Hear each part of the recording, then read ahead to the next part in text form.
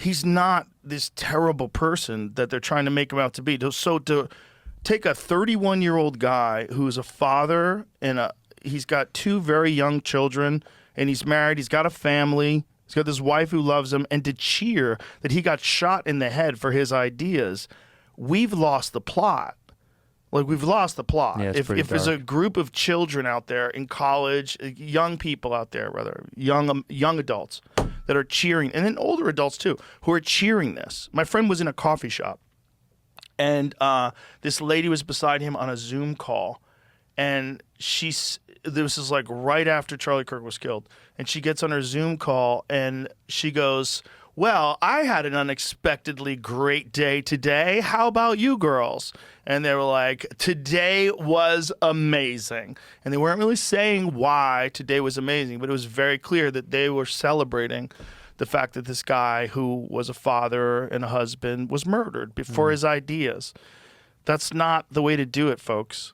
You may not like what the guy says, for God's sake. I didn't like everything the guy said, but when people were like, it's so short-sighted. Yeah, this is what we need. You're like, dude, how is your brain functioning like that? It's so crazy. It's so crazy. It's all just infected by social media, and all these people who think like this are all online almost all day. Yeah, they live in it. Yes, they live in it. They're in the shit all day long, like reading the comments, and you're getting poisoned.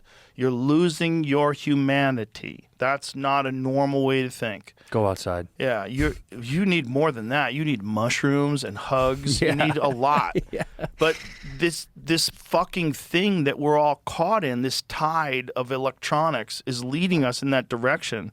It's like an inhuman reaction. Like you're separated from the norm of human interaction, like the warmth of a person's smile and give me a hug, like all that stuff. That how many times you've been in a conversation with a person, you disagreed with them, and you both start laughing at the end of it.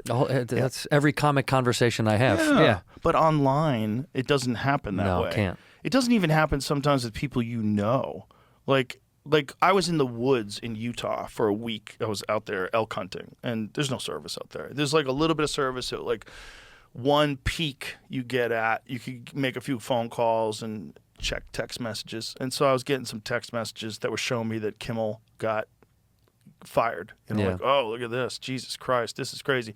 And my thought was, what did he say? Oh, my God, what did he say? He said something about Charlie Kirk after he got killed. That's crazy. Then I saw what he said, and I was like, well, that's not that bad. No. That's not accurate, but it's like, in my mind as a comic, I'm like, he's just setting up this bit. I'm like, and then I'm watching everybody freak out about this. I'm like, and then I thought, okay, am I looking at it wrong?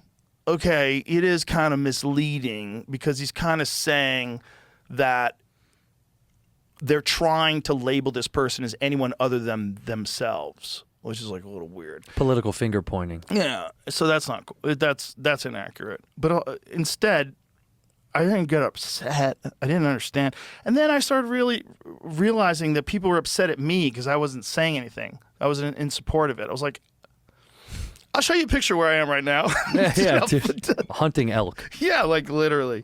This is a picture where I was. Yeah. I was up in the mountains. But even then, like, you don't get to tell people what they should and shouldn't comment on while you're silent about Gaza. Yeah, what are we talking about? If I go through your social media and there's no organized outrage about what's happening right now in Gaza, and you're upset that there's a comedian that for a few days his show got stopped because he said mean things about the president, like, there's some other shit in the world that might be more important than this, and you might need medication. Right. You might be a fucking crazy shut-in. You might be a person that's addicted to your phone. And get the fuck outside. Yeah, get off your fucking phone. You don't require other people to comment on things. You know, I read one comic said, if you have a big platform and you're not commenting, all I could see is how much you love the taste of boot leather. Like, settle Shut the fuck up. Settle down. Or I'm with my family right now having a meal. This is one of the reasons why I've been off social media for like the last 7-8 months, mostly. Like, I'll look at it occasionally. I hardly ever post, and if I do post, it's just stuff about shows. Like, I did a show here, or here's a picture of this fun thing. That's it. But I don't read anything about me at all.